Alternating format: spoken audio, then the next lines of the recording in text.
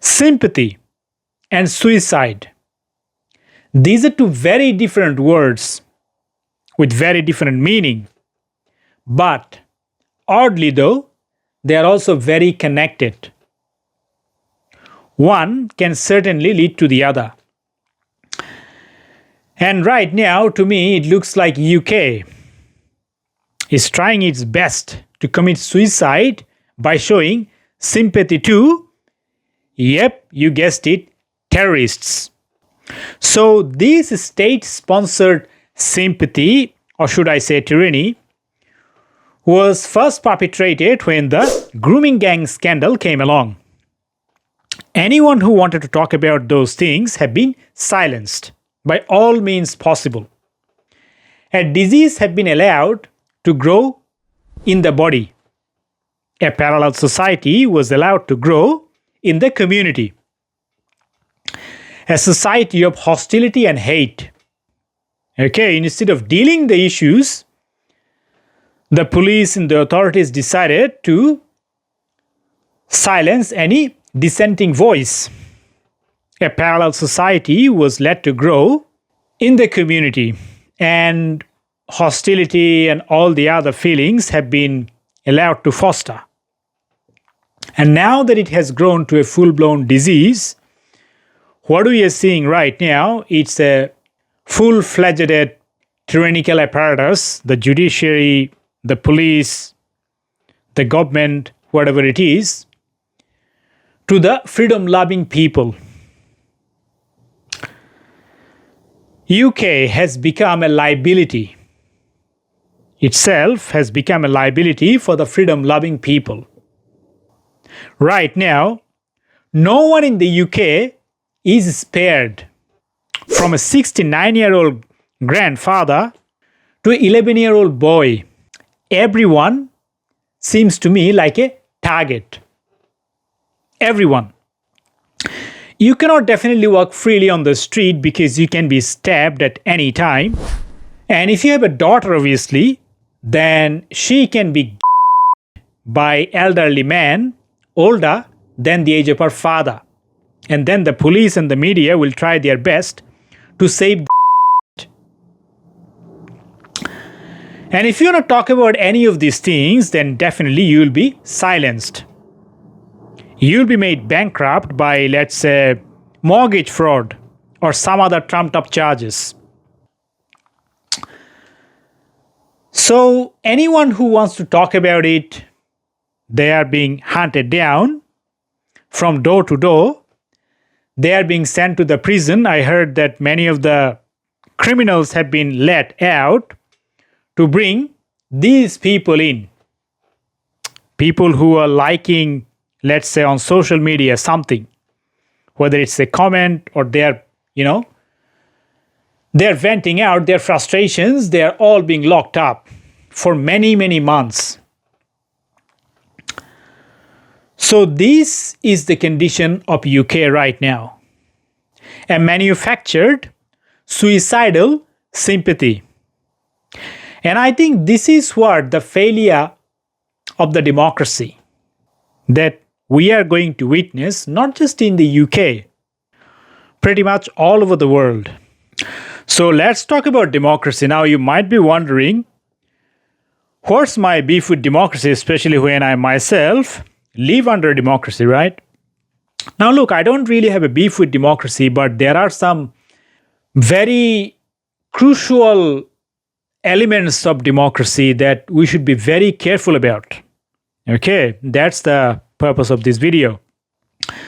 Now, democracy means equal representation. Under democracy, everyone is held equal. Everyone has a voice, and their voice has equal weight. My voice has just as much weight as everyone else. Now, that's kind of a bit of a problem. Because how do you form your opinion? You are forming your opinion based on the information that you have. What if this information is withheld from you? You are provided information in a certain way. How are you going to form your opinion then? And again, look, some people are stupid. We all know that. Some people think in a very emotional way. We have our gullibility, and these gullibility can be manipulated. But because they have equal voice, people who are not that stupid, who are very well informed, who can make a much more sensible decision, now they also have to submit to the will of the people who are probably not that much informed, who are probably not that much mentally capable, because everyone's voice has equal weight. But nonetheless, if the information is withheld, then how are you going to form an informed opinion? Is it possible? And once you have that opinion, right, based on the information that you have or you have been provided, you have been fed with, you will now have an equal voice to everyone else. Case in point, let's say, for instance, the open border policy of Tony Blair. Probably there were a lot of people who were opposed to that idea. But now, because you live under a democracy, everyone has an equal voice. The decision made by the Tony Blair government, everyone had to accept it, regardless of the fact that it was a very stupid decision. Shifting your focus, let's say, for instance, 1947, even more striking example, India. There was absolutely no reason. The country was divided based on religion. It was based on the basis of religion. There was absolutely no reason as to why Muslims should be allowed to live in India. Right? But one stupid politician made a very stupid decision. One politician or a group of politicians from one party. But because it's a democracy, everyone else had to accept that decision. Everyone else, regardless of how vehemently they opposed it, they had to accept it because everyone have an equal voice. And now, 75 years later, the whole country is back to 1947 because of one stupid decision. Angela Merkel, 2015, made a very stupid decision, completely unnecessary, but a decision made by her, probably single-handedly, probably with some other collaboration of some of the members of her party. But guess what? Everyone is now facing the consequences of that decision. Okay, people who have no intention of supporting the decision, they also have been forced to accept its consequences. And now people are being stabbed on the street in Germany, in the UK. Same story.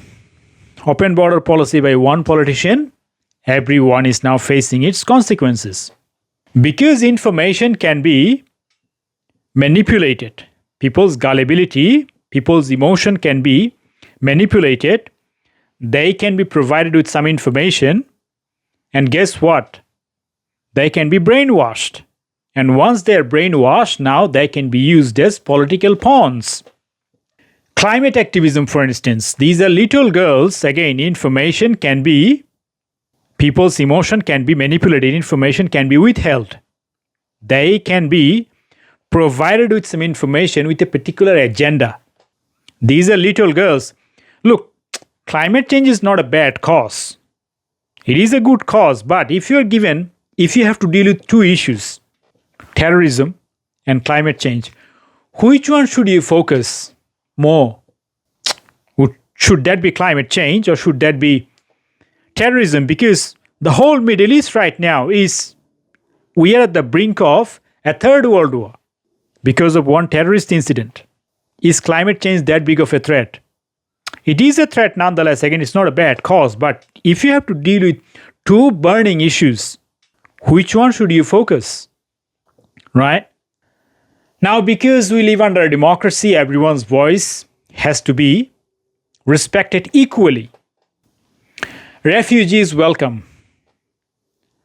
Who are the victims of this refugee welcome? Mostly, these are those young girls who held that placard during the protest, right? Probably they were told that, look, mass migration is the right thing to do, is the moral thing to do, and that's how they got indoctrinated. They have never been told the negative sides of mass migration, especially if it's coming from a very hostile culture. They haven't never been told of any of those things, but instead what they have been told is that it is the good thing to do, and they fell into that trap.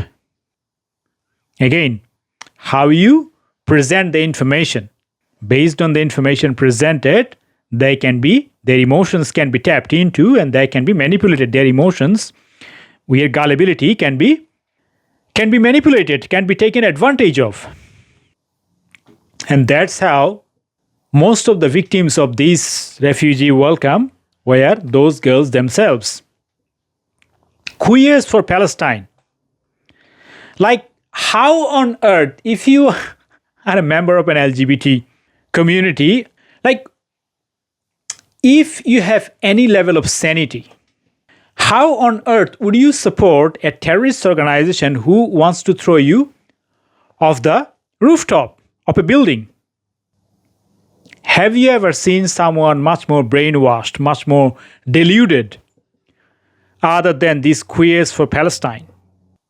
If they get a chance, they're going to throw you off the rooftop of a building.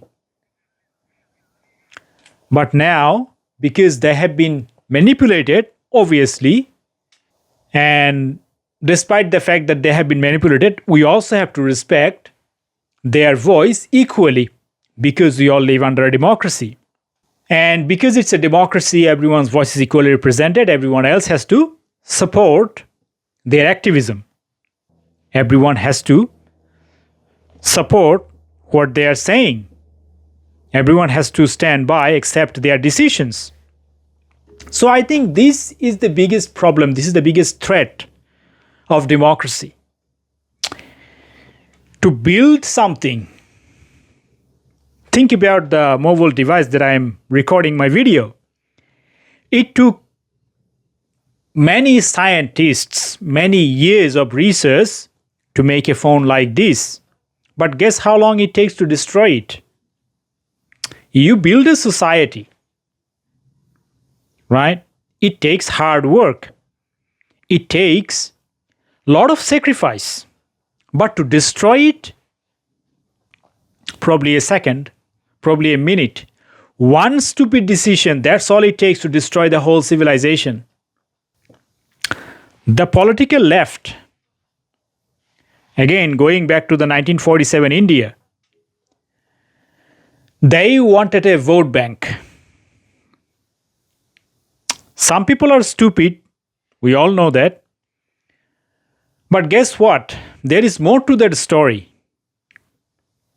Some people are very selfish. Some people have a much more sinister agenda. The whole ideology of political left, well, it could be humanity is not entirely part of the equation. I'm not discounting it altogether. There might be some element of humanity, but it's not the full picture. Even today, how much censorship do we have on the information?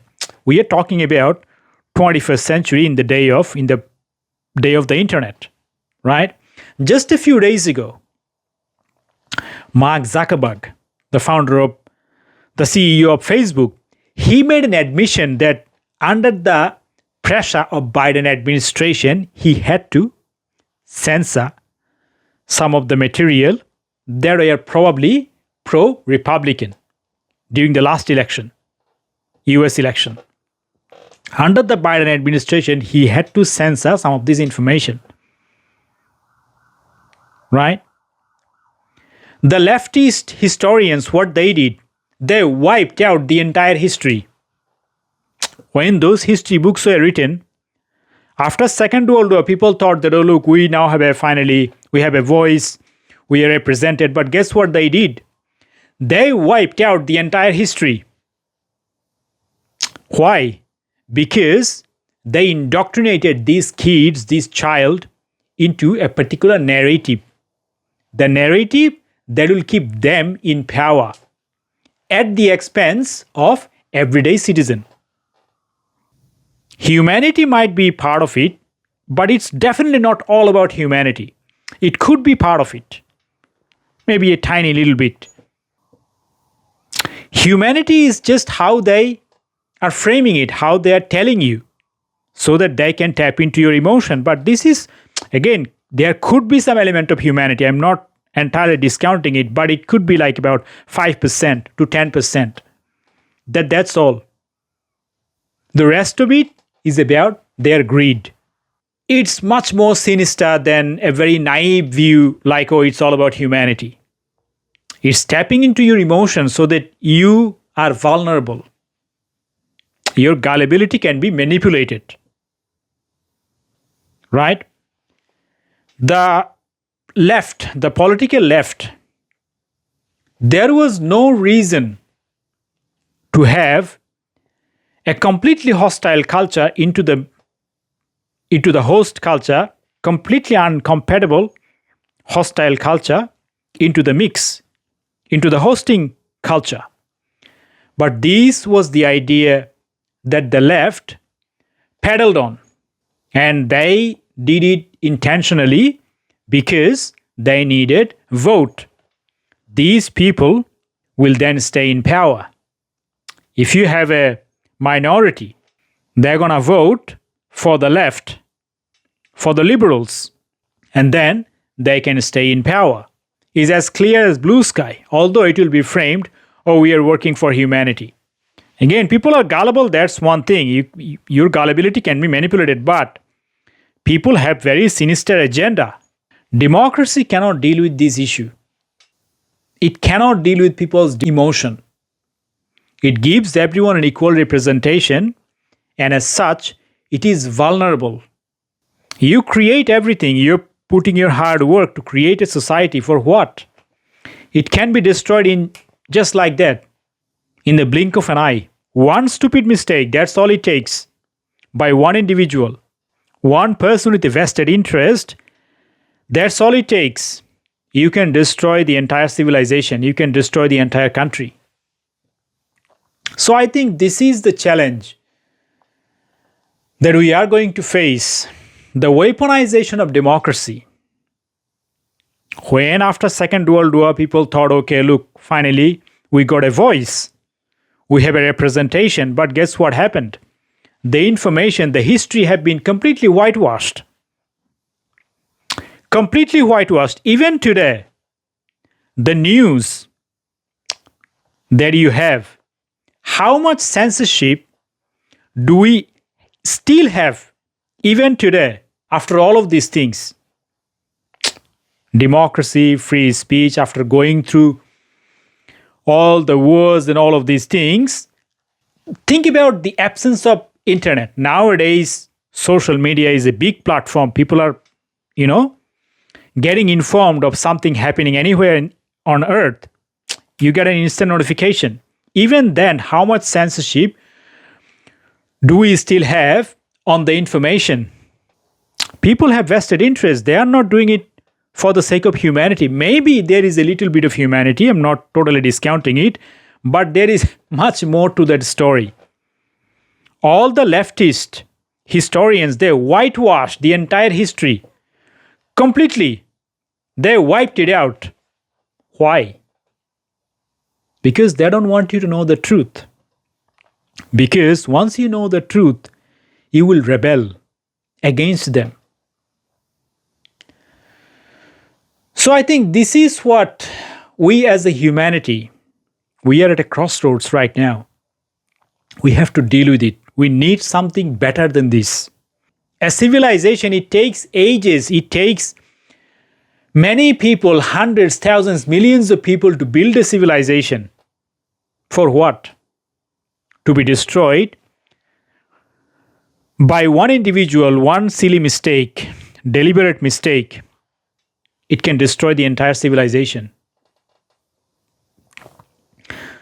So this is the problem of democracy, that we need to find an alternative to it. This democracy is not going to serve freedom. is not going to reduce the suffering of humanity. That's my understanding. Right now, we are on the edge. On the edge. You got the barbarism on one side and civilization right on the other side. And this is what I think was coming. You got freedom-loving people on one side and savages on the other side.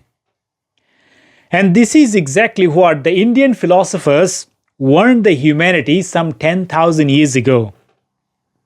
I don't know if you read Bhagavad Gita, but you know what was the context of Bhagavad Gita? A war between two clans, the Kauravas and the Pandavas. Kauravas are 100 brothers and Pandavas are 5 brothers. One has the right, the Pandavas, and one had the might, the Kauravas. So it was a war between might and right. So how do you establish righteousness? What was the message of Krishna? Krishna's message was, to uphold righteousness, you have to give up the self. Krishna told his disciple Arjuna that even if you are weak, even if you are small in numbers, you have to take up the arms and fight to destroy the evil. And that's how you establish righteousness. I think the time has come for the UK and for all over the world, people to see the reality. We have seen the radical left, how they are in bed with those savages. So right now, people who have freedom in their heart, who have the fire of freedom in their heart, they have to fight not only those savages, but guess what? They also have to fight those brainwashed lunatics on the left. So this is apparently a failure of democracy that we are going to see. And I think on the first line, UK is ripe for this revolution to take place. So with all the best intentions, I do hope that the freedom-loving people stand against those savages. Good luck, because you're gonna need it.